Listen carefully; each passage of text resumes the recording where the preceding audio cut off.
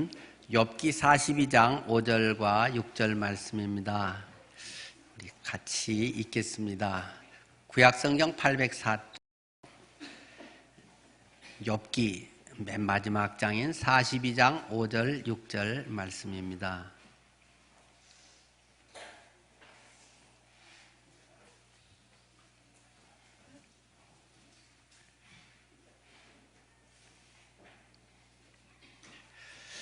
같이 읽습니다.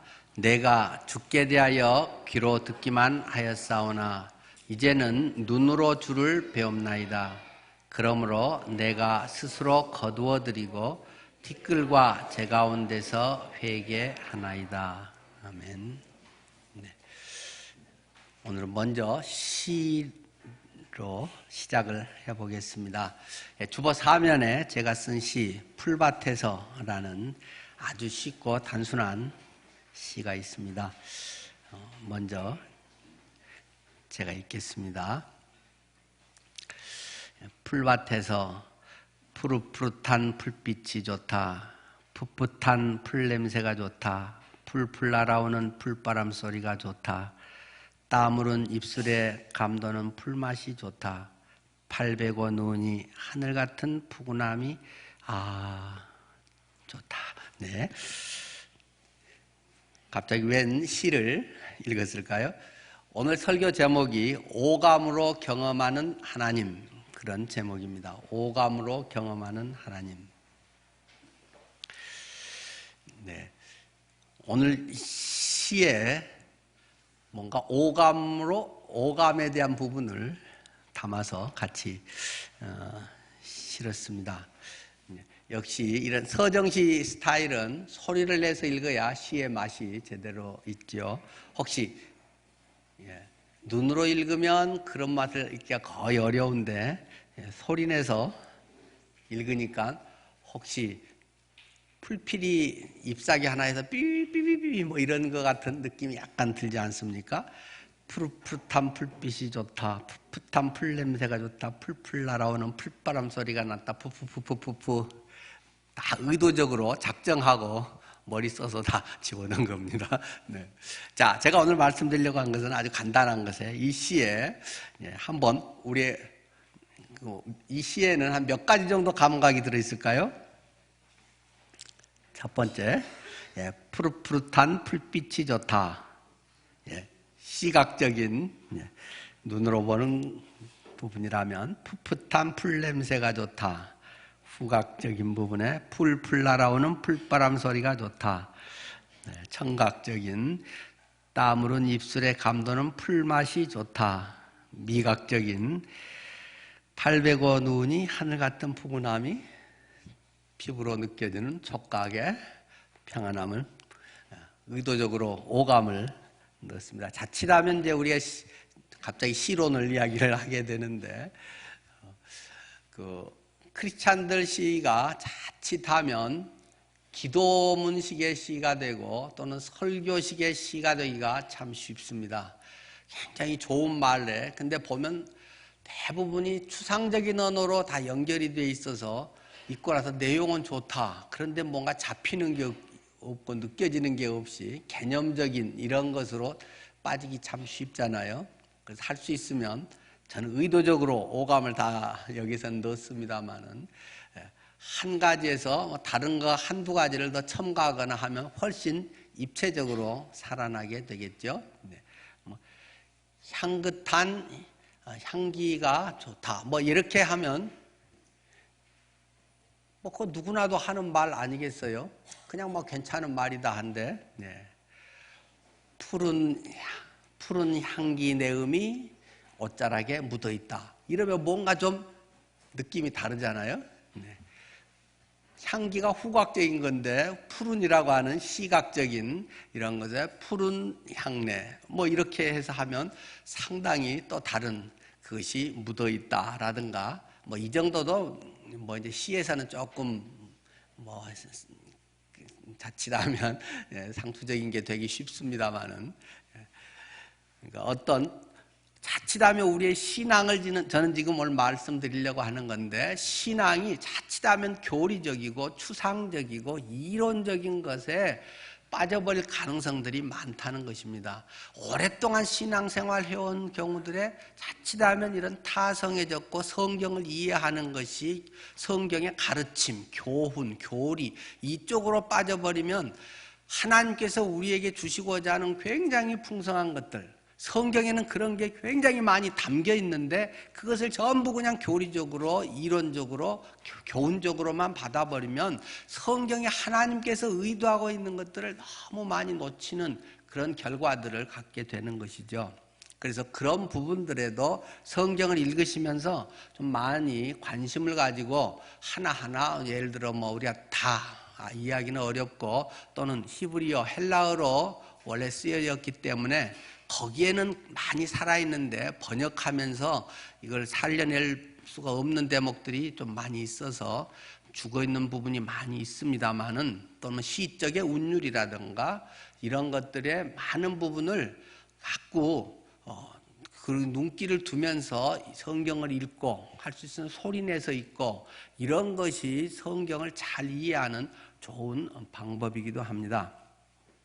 그래서 저는 오늘 이제 오감으로 경험하는 하나님, 하나님에 대해서도 자꾸 무서운 하나님, 우리를 가르치시는 하나님, 뭐 이런 측면도 굉장히 중요한 것이지만 이런 바탕의 하나님은 굉장히 다양하게 각 사람의 맞춤형으로 인도하시고 우리가 하나님 안에서 누릴 수 있는 것이 아주 많다는 것을 각자의 성경을, 각자의 성령의 그 가르치심을 통해서 배워가는 것은 굉장히 중요한 대목입니다.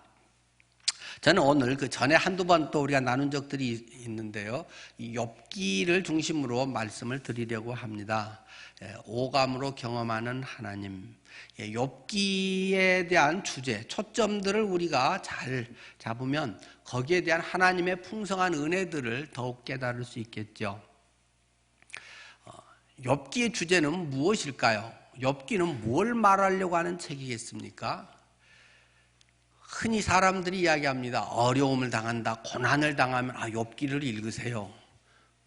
욥이 엄청난 고난을 당하고 있는 것이 기록되어 있는데, 그러나 욥기를 읽고 고난을 이긴다, 고난에 대한 위로가 된다 하는 사람이 얼마나 될까요? 아마 그러면 대부분은 욥기 1장하고 2장까지만 읽은 사람일 것입니다.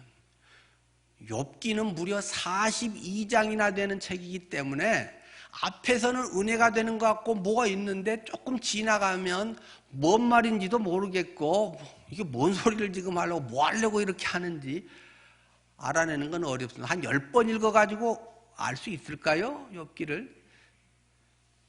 의인이 고난을 당한다, 죄가 없어도 고난을 당한다, 하나님께서는 고난당하는 자에게 뭐 이렇게 은혜를 베푸신다. 굉장히 개념적인 이거 하지만 실제 욥기를 읽어보면 그런 거 없습니다. 그런 답 찾기 어렵습니다. 있기는 있겠지만은 그것은 주제도 아니고 아주 그냥 스쳐 지나가듯이 살짝 맛배기만 이야기하고 욥기에서 말하려고 하는 건 그런 게 사실은 아니거든요. 욥기는 우리의 고난을 위로해 주려고 쓴 책도 아니거든요. 왜 그런지를 우리는 욥기의 구성과 분량을 쭉 보면은 금방 알 수가 있습니다. 한번 우리가 다시 생각해 보려고 합니다. 욥기의 발단은 무엇입니까? 마치 드라마 대본과 같은 거예요. 욥기는 드라마 대본처럼 희곡처럼, 근데 무대가 쫙 펼쳐지면서 거기에 하나님이 계시고 거기에 사탄이 등장하죠. 사탄이 어디를 쏘다니다가 하나님 면전에 얼굴 쑥 내미는데 하나님께서 야, 네 어디 쏘다니다가 오냐 하니까 세상 다 둘러보고 왔는데요. 그랬더니 하나님께서 그래? 그러면 쫙 하면서 욥이라고 하는 사람도 너 좀 봤냐? 그랬더니 봤지요. 어떻든 걔 엄청 착하지, 엄청 하나님 사랑하고 걔 엄청 존경스럽지, 에이 하나님, 뭐 이러면서 지금 시작이 되는 거거든요. 그래서 1장 8절에 욥기 지금 앞에서부터 한번 더듬어 보죠. 여호와께서 사탄에게 이르시되 내가 내 종 욥을 주의하여 보았느냐? 그와 같이 온전하고 정직하여 하나님을 경외하며 악에서 떠난 자는 세상에 없느니라. 그러니까 9절에 사탄이 가만히 예 그러겠어요. 꼭 삐딱하게 태클 거는 게 사탄 역사 아니에요? 사탄이 여호와께 대답하여 이르되 욥이 어찌 까닭없이 하나님을 경외하리까? 욥이 어찌 까닭없이 하나님을 경외하리까? 요 말이 지금 꼬투리가 문제가 돼가지고 42장까지 가는 굉장히 골치 아픈 문제가 생기게 되는 것입니다. 욥이 이유 없이 하나님을 경외하겠습니까? 욥이 괜히 하나님 저렇게 잘 믿을까요? 하고 시비를 거는 거죠. 그러니까 무슨 말이겠습니까? 하나님이 엄청 욥한테 잘해주니까 제가 저렇게 하는 거지 저런 거 없어도 잘할까요? 욥이 부족한 게 뭐 있어요? 엄청 재산도 많지요. 자녀들도 잘 됐지요. 물론 자녀들 숫자도 많지요. 건강도 있지요. 종도 많이 있지요. 높은 자리를 차지해서 유지로서 생활하지요. 우리가 누가 생각해도 그 정도 되면 감사합니다. 은혜입니다. 찬양합니다. 이렇게 하지. 그게 없어도 저럴까요? 쫄딱 망해도 저럴까요? 하고 이야기한 데서 벌써 이제 딱 출발이 되는 겁니다. 근데 하나님이 아니야, 욥은 그럴 사람 아니지. 그러면 좋아, 내기 한번 해볼까? 네가 마음대로 해. 다만 죽이지만 말고 네가 마음대로 하고 싶은 대로 해봐. 욥은 그런다고 해서 저렇게 넘어가고 뭐 어쩌고 저쩌고 그럴 사람 아니야. 다른 사람 몰라도 욥은 아니야. 하나님 보고 정말이에요? 우리 내기 걸었어요. 실제 합니다. 그래가지고 짝 제2막 무대가 바뀌면서 지금 시작이 되는 거거든요. 자, 그래서 이 재앙이 쏟아지기 시작합니다. 괜히 저렇게 하나님 잘 믿을까요? 신앙 좋은 거는 뭔가가 콩고물이 있기 때문에 하나님이 잘 되게 해줬으니까 그런 거지 그거 없으면 그럴 리가 없지요 해서 첫 번째 시작하는 것이 이 1장 15절 스바 사람들이 갑자기 이 종들하고 목축하고 있는데 쳐들어왔다는 것입니다. 그래서 소, 나귀, 종들을 죽이고 싹 뺏어가 버렸다는 것입니다. 이 말을 이런 상황이 딱 돼서 종이 하나가 겨우 살아서 찍어봐서 욥 주인님 큰일 났습니다. 이런 지금 완전 손해 났습니다. 회사 부도 났습니다. 뭐 이렇게 해서 지금 이야기하고 있는데 16절 그가 아직 말하는 동안에 그 말이 채 끝나기도 전에 또 저쪽에 있던 또 저기 사업체에서 막 다 걸려서 또 이야기를 한다는 거죠. 하나님 우리 벼락 맞아 버렸습니다. 16절 하나님의 불이 하늘에서 떨어져서 양과 소들을 살라버렸나이다. 나만 홀로 피하였으므로 주인께 아뢰어왔나이다. 하나님 우리 벼락 맞아가지고 완전히 양, 소 뭐 우리 다 이것도 잊어버렸어요. 종들도 다 죽어버렸어요. 근데 우리가 이제 한두 가지 정도는 이게 참 웬만한 사람도 참잖아요. 뭐 안 참으면 어떨 거예요? 근데 이게 이제 3개, 4개, 5개가 막 동시에 겹치면 미치는 거죠. 웬만한 사람들이 이걸 견뎌내겠습니까? 17절에는 그가 아직 말하는 동안에 또 한 사람이 와서 이 사람 말도 안 끝났는데 또 겹치기, 설상가상의 고난이 막 닥쳐왔다는 것입니다. 갈대아라고 하는 아주 이 강한 당시에 아주 강한 세력의 이 갈대아의 사람들이 쳐들어와서 그나마 이제 남은 낙타도 싹 잡아가 버리고 종들도 다 죽어버렸습니다. 하고 와서 이야기를 하는 거죠. 거기서 끝나면 다행이었는데 18절에는 그가 아직 말하는 동안에 또 한 사람이 와서 옆에 이제 재산이랑은 다 날아가 버리고 완전히 이제 부도 처리돼 버리고 재기할 방법도 없고 사람들에게 이제 손가락질 당하고 하는데 그나마 위안이 되는 자식들이 있는데 자식들이 모여서 이렇게 다 화목하고 아름답게 예배하면서 잔치를 하고 있는데 그냥 태풍이 불어가지고 폭삭 집이 깔아앉아 버렸다는 것입니다. 그 밑에 자녀들이 10명이 전부 다 깔려 죽어버렸다는 것입니다. 나만 겨우 귀퉁이에 있다가 심부름 나왔다가 잠깐 나만 안 깔려 죽고 겨우 살았습니다 하고 와서 이야기하는 게 이 엎치락 뒤치락 인재 천재지변 막 이런 것이 동시에 겹친 것이 이 욥의 상황이라고 하는 것입니다. 여기 1장에서 그런데 참 욥의 위대한 신앙. 욥이 그때 일어나서 겉옷을 찢고 머리털을 밀고 땅에 엎드려서 예배를 했다. 이르시되 내가 못해서 알몸으로 나와 싸운즉 또한 알몸이 그리로 돌아가올지라. 21절 주시니도 하나님이시여 거두시니도 하나님이시오니 여호와의 이름이 찬송을 받으실지니이다. 주신 분도 하나님이십니다. 그 하나님 거니까 하나님 가져가신데 내가 뭐라고 말합니까? 태어날 때 내가 알몸으로 태어나서 아무것도 없이 태어났는데 하나님 가져간다고 하니 뭐라고 합니까? 얼마나 위대한 신앙입니까? 자, 그런데 여러분 상식적으로 생각해 보십시오. 여러분이 드라마를 보는데 이 욥기가 42장, 42부작 드라마인데 지금 여기는 1부작, 1장이라는 말입니다. 1장에서 이런 위대한 신앙의 고백이 나왔으면 끝까지 가겠습니까? 그러면 그게 무슨 드라마고 무슨 재미가 있겠어요?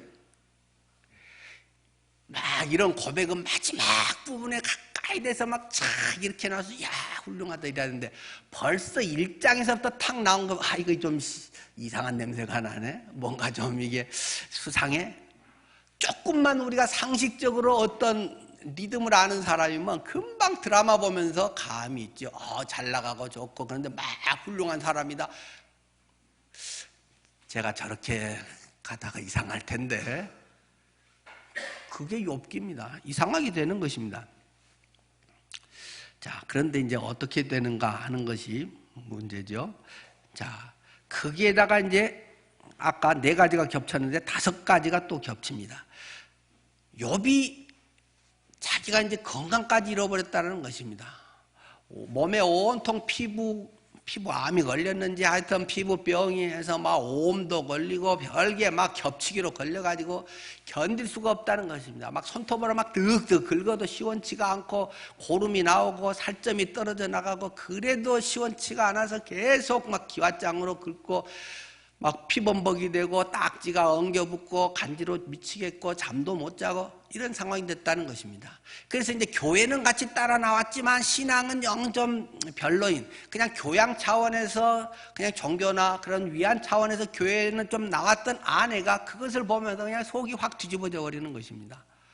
아니 당신 지금 그러고도 뭐 하나님 어쩌고 저쩌고 하나님이 당신한테 해준 게 뭐 있어요? 집 다 날렸지. 자식들 다 죽어버렸지. 당신 몸뚱이 하나도 지금 이렇게 돼가지고 뭐 제기할 여지가 있어? 그러면서 22장 9절 그의 아내가 그에게 이르되 당신이 그래도 자기의 온전함을 굳게 지키느냐? 다른 신앙으로 하나님 뭐 어쩌고 저쩌고 한다고요? 하면서 하나님을 욕하고 죽으라. 쌔바닥 땅에 쳐박고 뒤져버리시오 하고는 도망가서 이혼하고 가버렸다는 것입니다. 성경이 이혼하고 갔다 그 말까지는 없지만 이렇게 말하고 어떻게 같이 옆에 있겠어요? 그 뒤로 욥이 아내가 등장한 적이 없기 때문에 분명히 이건 도망쳐버린 것이 거의 확실합니다. 하나님을 욕하고 죽으라. 이게 웬만한 신앙, 뭐 교회 좀 나오고 좀 신앙이 있다고 하고 했던 사람들 당연한 그런 모습 아니겠습니까? 네. 벌써 2장에 와서부터 흔들리기 시작한 겁니다. 3장부터는 그게 구체적으로 지진이 일어나기 시작하고 있죠. 그런데 이 믿음의 사람들, 평생을 신앙으로 산 사람들이 아무리 어려움을 당한다고 해도 그래도 하나님 없어, 하나님이 어디 있어, 차마 그렇게 말은 못하죠. 그러면 다른 방식은 뭡니까? 하나님과 나와의 관계에서 하나님을 부정하거나 아니면 나를 부정하는 것이 방법인 것입니다. 그래서 3장 1절에 들어오면 벌써 이렇게 변하게 되는 거죠. 3장 1절 그 후에 욥이 입을 열어 자기의 생일을 저주하니라. 와, 내가 왜 태어나서 이 험한 꼴 보냐. 이게 욥의 입장이 벌써 42장 중에 3장에서부터 치고 나오는 이야기라는 것입니다. 주신이도 하나님이시오. 그건 그냥 1장의 이야기지 욥의 주제 이야기가 아닙니다. 그것은 내가 왜 이런 험한 꼴을 당해야 되지? 하면서 그 이야기가 자살해야지. 차마 그렇게는 자기가 못하겠고 지금 자기가 어떤 것을 하기보다는 그 이미 된 것에 대한 것을 한탄하면서 그 슬픔을 이야기하는 것이죠. 3장 3절. 내가 난 날이 멸망하였다면, 내 생일이 없었다면, 우리 엄마가 아들 가졌다고 산에 낳았다고 하는 그런 밤이 없었다면, 그날이 캄캄하였더라면, 부모가 왜 나를 유산하지 못했던가, 왜 내가 낙태되지 못하고 태어나서 이런 험한 세상을 사는가, 지금 그 이야기를 하고 있는 거죠. 하나님이 위해서 돌아보지 않고 그냥 나면서 팍 죽어버리든지 뭔 일이 생겼다면 좋았는데 왜 하나님이 나를 보호해서 이 땅에서 이렇게 태어나게 했단 말인가? 빛도 그날을 비추지 않았더라면 좋았을 텐데 왜 그날에 빛이 있었고 날이 있었고 건강하게 태어나고 내가 이 세상에서 태어나서 이렇게 산단 말인가? 나의 슬픔의 인생이요. 그 말을 지금 3장에서 벌써 3부장에서 벌써 하고 있다는 것입니다. 자, 그럴 때 이제 아내도 없고 자기 몸도 아프고 그럴 때 그나마 위로되는 것이 형제자매들, 좀 신앙이 있는 친구들, 평소에 잘 지냈고 마음 터놓고 하던 뭐 직장 동료들, 이런 사람 아니겠어요? 이 사람이 이렇게 아주 험하게 됐다는 소식들을 듣고 친구들이 멀리서 찾아오게 됩니다. 그리고 친구들이 계속 위로를 하고 같이 울어주고 이야기를 합니다. 그러나 그것은 곧 한계에 부딪힐 수밖에 없다는 것입니다. 이 세 친구와 그나마 좀 젊은 똑똑한 또 엘리바스라고 하는 뭐 이런 친구들이 와서 하지만 계속 갑론을박 주고받은 이야기를 하게 되는 거죠. 그래서 처음에는 위로하다가 야야 그래도 하나님이 우연히 있냐, 네가 생각 못하는 뭔 죄가 있을 거야, 네가 잊어먹고 있지만 하나님은 그걸 기억해서 할 거야, 네가 잘한다고 했지만 네 어떤 꿍꿍이 속이 있었지 않니, 너 이기적인 게 있었지 않니, 네 죄라든가 뭐 운명론적인 뭐라든가 뭐 별걸 다 들먹여서 온갖 철학 사상들을 다 그 옆집 누구도 그랬대 뭐 어쩌고 뭐 이야기하면서 하지만 도움이 하나도 안 된다는 것입니다. 그래서 욥은 계속 그래도 나는 아닌데 하고 자기 의의를 계속 주장하게 되는 거죠. 그래도 나는 바르게 살았는데, 내가 할 때마다 하나님께 예배하고 했는데, 뭐 사업할 때마다 기도하고 시작했는데, 뭐 계속 그런 이야기를 하지만 현실은 다 망해버렸고 나는 엄청 고통을 당하고 있는 것이 팩트라고 하는 사실입니다. 그렇게 이야기가 정말 재미도 없는 지지부진한 이야기가 4장에서부터 37장까지가 계속되고 있습니다.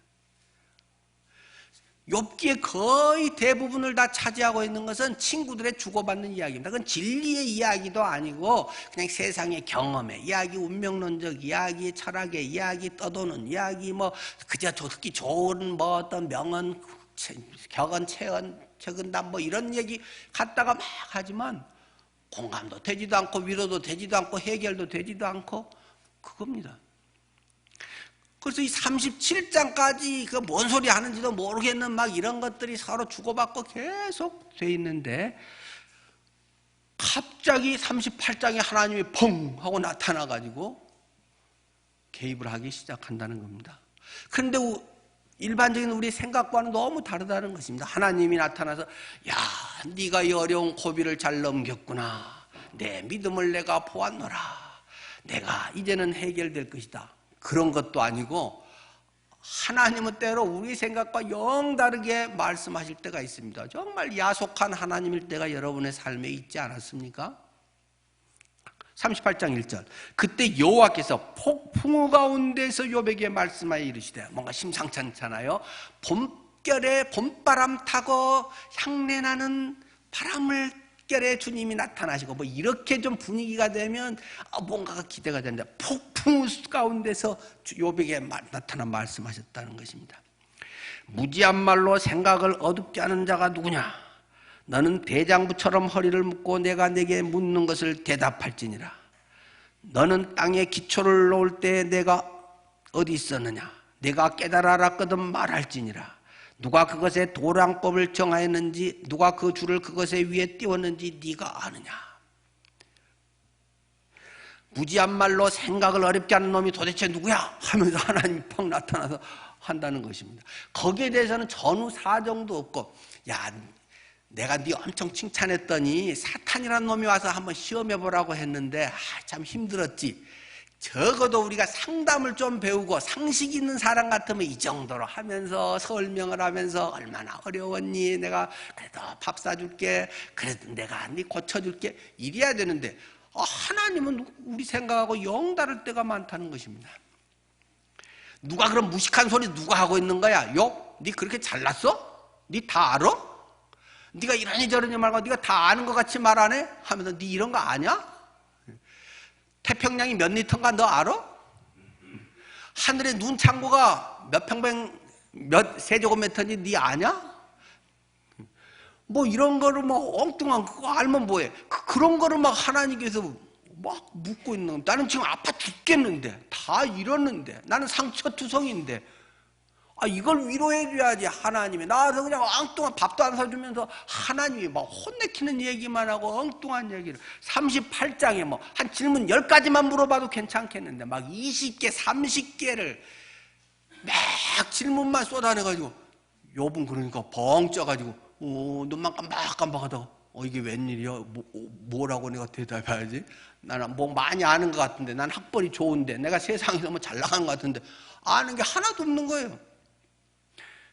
미시적 세계는 알았지만 큰 거 뭐 이런 걸 아는 것도 하고 전체 운행이 어떻게 되는지 뭐 그런 거 멍뚱한 거나 물어보고 있고 하나님이 도대체 내게 도움이 되지도 않아요.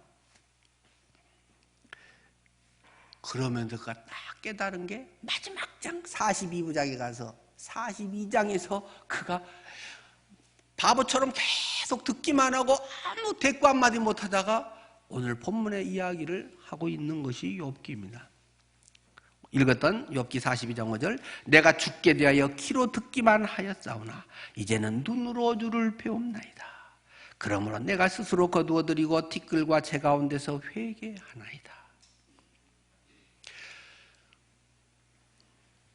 지금 왜 이런 것이 시작이 됐다고 했습니까? 아까 출발해서 1장 9절에서 욥이 까닭없이 하나님을 경외하겠습니까? 괜히 하나님 사랑하고 하나님께 저렇게 섬기고 하나님을 저렇게 뭐 좋다고 하겠습니까? 하는 질문에서 욥기가 지금 출발해서 여기까지 온 거잖아요. 다시 이야기를 하면 하나님이 준 모든 것을 다 잃어버려도 하나님을 경외할 수 있겠는가? 모든 것이 없다고 해도 하나님이 존경받을 만한 분인가? 내가 그래도 여전히 하나님을 사랑하고 따르고 하나님의 편에 있겠는가? 그걸 지금 묻고 있는 것입니다. 이렇게 망하고 완전히 망하고 지몸까지도 뭐 이렇게 해도 되고 뭐 아무 의지할 것이 없고 친구조차도 도움이 되지 않고 오히려 더 상처만 결국 지들은 건강하니까 지들은 아직 이렇게 안 됐으니까 뭐 위로한답시고 하는 게 더 가슴만 후비고 있는 이런 상황 속에서 그런 것이 없어도 하나님을 사랑할 수 있는가? 하나님께서 여러분에게 오늘 물으시면 여러분 뭐라고 대답하시겠습니까? 그러나 성경적인 대답은 하나님은 하나님이니까 경외한다는 것입니다. 여러분은 부모님을 왜 사랑합니까? 부모님이 부자기 때문에 내게 물려줄 유산이 많기 때문에 부모님을 사랑하는 걸까요? 부모님이 나를 잘 키워줘서 내가 오늘날 이렇게 될 수 있도록 부모님이 잘 먹여주고 좋은 집에서 또 학원 보내달라는 것도 하고 나를 인도했고 그러기 때문에 부모님이고 감사한 걸까요? 그렇지 못한 부모는 부모도 아닌가? 부모가 치매 걸리면 버려야 되는가? 이런 질문 앞에 뭐라고 대답할 수 있겠습니까? 성경적인 대답이라고 하면 부모는 부모기 때문에 존경하고 사랑하고 섬기한다는 것입니다. 굉장히 재미없는 결론이죠. 부모니까 나를 낳아줬다.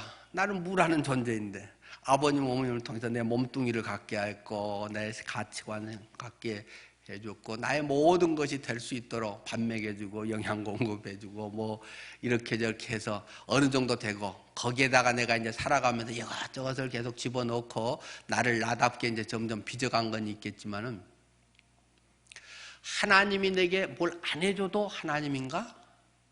그래도 평생 흐트러짐 없이 주님을 사랑하고 섬기겠는가? 묻습니다. 나의 상태와 나의 유익과 아무 상관이 없다라는 것입니다. 그러면서 그가 깨닫는 오늘 본문의 말씀, 내가 죽게 대하여 전에는 귀로 듣기만 하였었는데 이제는 내가 눈으로 주를 봅니다. 이 한마디가 욥기의 핵심 구절입니다.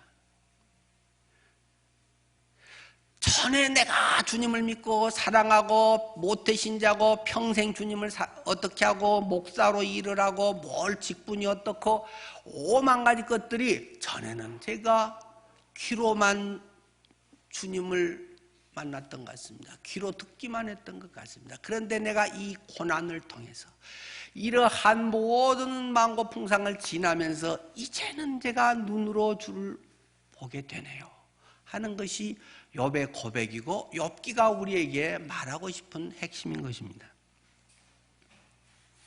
그러면서 내가 잘난 줄 알았는데 내가 주님에서 일도 많이 한 것 같았는데 이제 내가 스스로 거두어드리고 티끌과 채 가운데서 회개하나이다. 그런 고백을 하고 있습니다. 뭐 흔히 이야기하지 않습니까? 욥기의 맨 마지막에 있는 것은 하나님의 갑절의 복을 부어주셨다라고 말합니다. 그건 분명한 사실이고 성경에 기록이 되어 있습니다. 뭐 낙타도 옛날에 몇 마리였는데 뭐 그거 필요 없을 것 같은데 성경 숫자까지 다 기록을 해놨어요. 배나 양, 소 그것도 뭐 몇 마리였는데 몇 마리였다. 다 배나 갑절의 은혜를 주셨다는 것입니다. 하나님께 이렇게 믿음으로 나가고 신실하게 했더니 배나 은혜를 주셨다. 지금 욥기가 그런 말을 하려고 쓴 책입니까? 이건 그냥 보너스 하나를 살짝 말해준 것에 불과한 것입니다. 왜요? 출발한 주제가 까닭없이 하나님을 경외하겠습니까? 지금 이거였는데 참으니까 배나 줬다. 배나 주기 때문에 하나님을 사랑한다. 그러면 처음에 주제하고 또 완전히 거꾸로 가는 거 아니겠어요? 그게 없어도 하나님을 사랑한다. 진짜의 하나님의 껍데기 모습 전에는 내게 도움됐기 때문에 믿었다는 요것만을 알았는데 그 차원이 아니구나. 애들은 엄마가 잘해주면 엄마 사랑해 좋아 고마워요 하지만 엄마가 뭐 안 해주면 엄마는 미워 뭐 동생만 사랑하고 나는 옷도 안 사주고 뭐 하고 애들은 그냥 삐지는 겁니다. 성숙한 사람은 결혼하고 뭐 하면 그때 엄마가 그 못 해주면서 얼마나 가슴이 아팠을까. 그때는 엄마도 배를 고르면서도 엄마는 나는 그거 가운데 토막 맛이 없다. 야 나는 대가리가 맛있더라 하고 생선 대가리나 잡수고 아니면 나는 괜찮아 하고 그냥 부엌에 나가서 물로 배를 채웠던 어머니였구나. 나중에야 그런 걸 알고 그 당시에는 아이고 동생이 다 먹고 뭐 나는 안 주고 밤낮 그 차원의 신앙으로 머문다는 것입니다. 이런 것이 없어도 네가 나를 사랑하느냐? 주님은 우리에게 물으십니다. 그리고 잘해서 어떤 사람에게는 갑절의 은혜를 주시기도 분명히 하고 아마 대부분은 그렇게 주시겠죠. 하나님께서 사랑이 많고 그렇게 잘 승리한 사람. 그러나 좀 정직하게 성경을 보면 정말 순수하게 정말 목숨 바쳐서 다 하고 죽은 사람도 많습니다. 순교당한 사람 많습니다. 사도 요한의 제자로서 아주 평생을 훌륭하게 하면서 마지막에 네가 하나님을 부인해라. 그러면 내가 너를 용서해 주마. 폴리갑은 그 화영대에 잡혀 나와서 하나님이 지난 82년간 나를 지키시고 하나님이 나를 인도하셨는데 약속을 어긴 일이 없는데 제가 어찌 하나님을 거부할 수 있단 말입니까?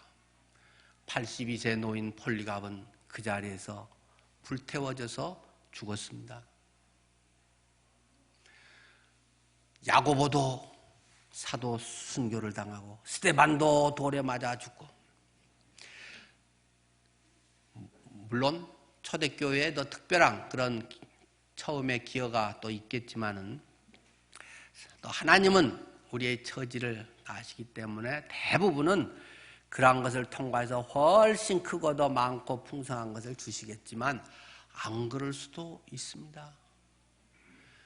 천국에서는 엄청나게 받겠지만 이 세상에서는 죽으라고 고생하고 끝나는 사람도 적지 않습니다. 그런다고 할지라도 그분이 정말 하나님인가? 그분을 내가 따르겠는가? 그분이 참으로 내가 사랑할 수 있는 분인가? 그것을 욥기는 우리에게 묻고 있는 것입니다. 여러분은 뭐라고 대답을 하시겠습니까? 갑절의 은혜가 보장됐기 때문에 욥기는 결코 아닙니다. 적어도 성경 욥기를 10번 이상 읽은 사람이면 그 말을 하려고 하는 게 아니라는 것은 적어도 금방 감을 잡으리라고 생각합니다. 괜히 사기치는 그런 설교에서 하나님께 이렇게 했더니 죽을 때도 주신이도 하나님이시오 이렇게 했더니 이렇게 했다라고 말한 것은 욥기를 왜곡시키고 있는 것입니다. 그런 말 하려고 욥기 쓴 거 아닙니다. 그런 보너스도 있을 수는 있고 없을 수도 있고 그거는 하나님의 주권적인 역사이기 때문에 내게 그것이 올런지 딴 사람에게 갈런지 모두 또 하나님은 또 요새 해주실런지 그거는 내 소관 아닙니다. 네 죽어라 해도 하나님 믿을래? 적어도 거기에 대한 여러분의 대답은 무엇이냐는 것입니다. 전에는 귀로 듣는 신앙이었다. 그런데 이제는 눈으로도 보는 신앙이라는 것입니다. 귀로 듣는 신앙은 한 면만 보았던 신앙이라는 것입니다. 하나님의 한 면, 한 부분 내만 있고 이게 하나님이다라는 네모난 틀에 갇혀있는 개념적이고 교리적이고 이론적인 그런 하나님의 틀에서 또 다른 눈으로 보는 신앙에 다른 양면의 이면이 보인다는 것입니다. 눈에 앞에 보이는 것만 아니라 그 이면에서의 또 하나님을 입체적으로 전인적으로 다각적으로 이제 제가 조금 맛을 알겠네요. 이제 조금 보게 되네요. 그 말을 욥은 하고 있는 것입니다. 부분으로 봤는데 이제는 전체로 하나님이 보입니다. 내가 결혼하고 자녀 키우면서 보니까 부모님의 마음이 이제 좀 더 이해가 됩니다. 이런 지금 고백의 내용이 욥기에서 말하고 있다는 것입니다. 우리의 신앙의 성경의 그런 가르침 그것을 떠나면 이단이 됩니다. 거기에 그러나 성경을 기록한 성령의 역사, 성령의 감동으로 그것은 경험되고 깨달아지고 우리의 삶 속에서 하나님이 내게 뭘 해줬기 때문에 예수 믿으니까 잘 되기 때문에 그러면 안 되면 떠날래? 예수님 제자들이 떡 얻어먹고 그것은 좋은 데 취직해갖고 월급 잘 받고 성공하고 이런 거 같겠죠. 오병이어의 먹는 문제 다 해결되고 그러고 나서 근데 또 골치 아픈 얘기 또 하고 하늘에서 온 떡, 생명의 떡, 영생의 떡, 어쩌고 저쩌고 하면 전 골치 아파. 신앙 나는 그냥 단순하게 주님 좋아 그냥 하고 하나님 이거 해주세요 그러면 해주면 좋고 내가 고생 안 하면 좋고 남 대충 하는 대로만 따라가고 내가 앞서갖고 욕 안 먹고 싶고 총대인 매기 싫고 대충 이렇게 적당히 하려고 하는 이런 모습들. 그러니까 주님께서 골치 아파 지겨워 왜 자꾸 저러는 거야 좀 편하게 좀 놔줘. 그래서 많은 사람이 떠날 때 주님께서는 묻지 않습니까? 제자들마저도 너희도 가려느냐? 니도 갈래? 니도 떡 얻어 먹으러 왔냐? 니도 이 세상에서 먹고 사는 것 하나님이 복 주고 잘해주니까 그래서 너 나 믿냐? 하고 예수님이 묻잖아요. 그때 베드로의 유명한 대답. 생명의 떡이 여기 있는데 제가 어디로 가겠습니까? 당신은 그리스도 아닙니까? 여러분의 신앙의 고백이 그러한 삶으로 아름다운 모습으로 주님 앞에 올려졌으면 좋겠습니다. 눈으로도 보고 귀로도 듣고 몸과 으로는 오감으로 경험하는 하나님, 그런 하나님이 날마다 여러분의 하나님의 음성 속에 이루어지기를 축원합니다. 기도하겠습니다.